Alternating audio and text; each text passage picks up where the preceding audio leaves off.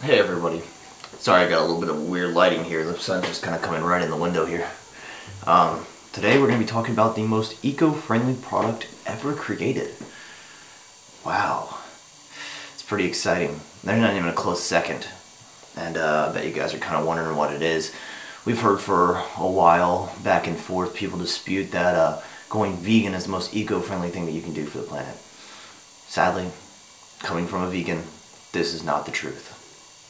The truth is, using this is the most eco-friendly thing that you can do for the planet.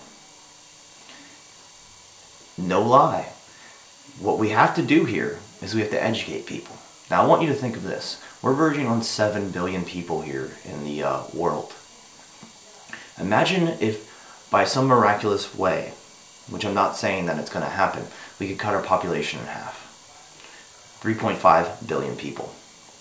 We would take what seemingly as a whole our world is almost a dystopia. We have so many people dying and so much anger and aggression and so much war that we're basically living in a dystopia as a whole. We would take that dystopia and turn it into a utopia overnight.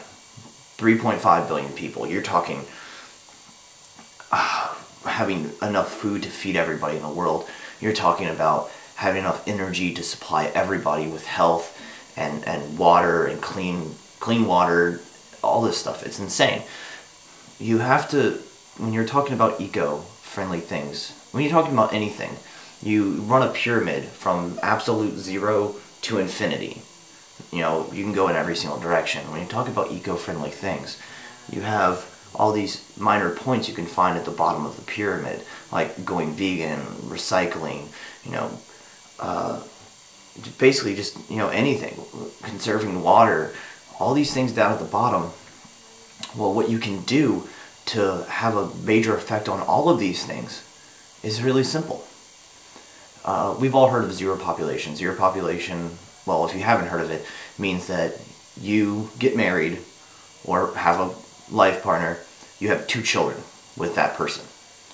That means that you essentially are replacing yourself. So the population doesn't grow and it doesn't diminish.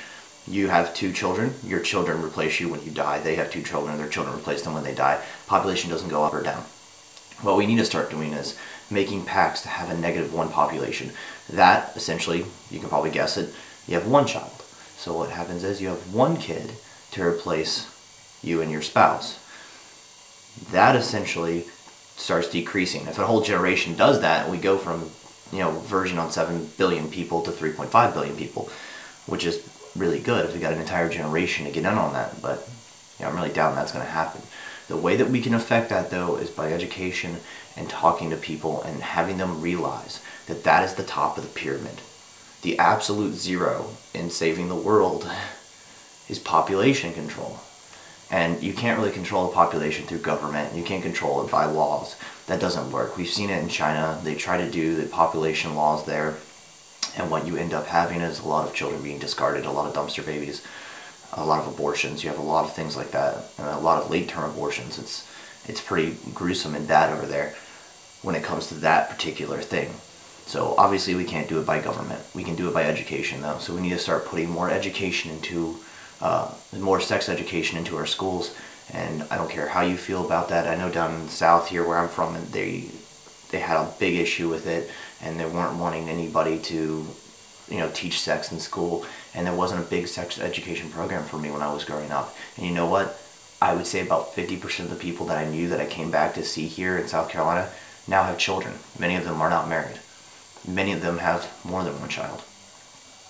Now when you go somewhere like Arizona where they have cutting edge technology, education, and they're teaching this stuff in the schools, you don't really see that so much with the kids who are my age, well, I say kids, but are, early to mid-20s. You don't really see that. You see people that are educated enough to use... Oh, it's showing me that I'm running out of tape here. Whenever you have these kind of educations in place, and you also talk to your children about things, and you talk to your spouse about things, and you're not afraid to say, hey, listen, we really need to make our mark. You talk about bringing down your carbon footprint. Well, if you don't have but 1 child, you cut your carbon footprint in half. You literally cut it in half. Because what you're doing if you have another child is you're adding another person in this world who's going to live another full, healthy life, God willing.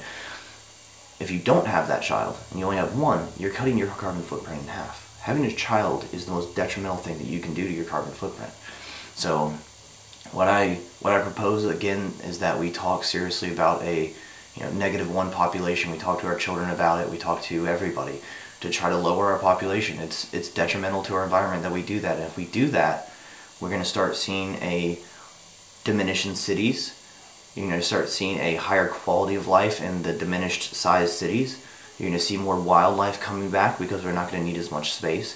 The quality of life, if you take the technology that we have now and you cut the population in half, that essentially means that the quality of life is going to double for everybody, which is a good thing. So you're going to see quality of life go up. You're going to see the wildlife come back. You're not going to worry about the rainforest being chopped down for wood and paper and whatever else, lumber.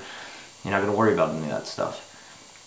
So we really need to think about that. And I'm doing my part because I have for a long time promised myself, and now I promise you guys that I'm in probably the higher statistic of sexually active people in the world. But I'm smart enough not to, get somebody pregnant because I take the proper precautions not to make that happen. And I've promised myself a long time ago that my beliefs lead me not to have a child of my own. I also believe that there are a lot of adopted children out there that need to be loved and need somebody out there to take care of them. So whenever my time comes and I'm ready for a child, I've promised myself, and now I promise you, that I'm doing a -2 population and I'm going to have a child by adoption. Either way, keep that in mind. I thank you guys for watching. I've been doing this now for 3 months and 1 day exactly. It's Valentine's Day. This is the day. Valentine's Day. Use this beautiful product, the greatest eco-friendly product on the planet, the condom. Use it tonight. Make sure you have a good Valentine's Day and you have a VD without getting VD. And I'm glad that everybody's been watching. I've been having a good time with it. After I get done talking, it's going to scan out, and I'm going to throw up some of my favorite links to some of the favorite videos that I've done now. I believe this is video number 36 I've done in the past 3 months, and I've gotten over 10,000 views. In the next 3 months, let's make it 100,000. I thank you guys for watching. I've been having a blast with it. Much love, everybody. Keep the world safe.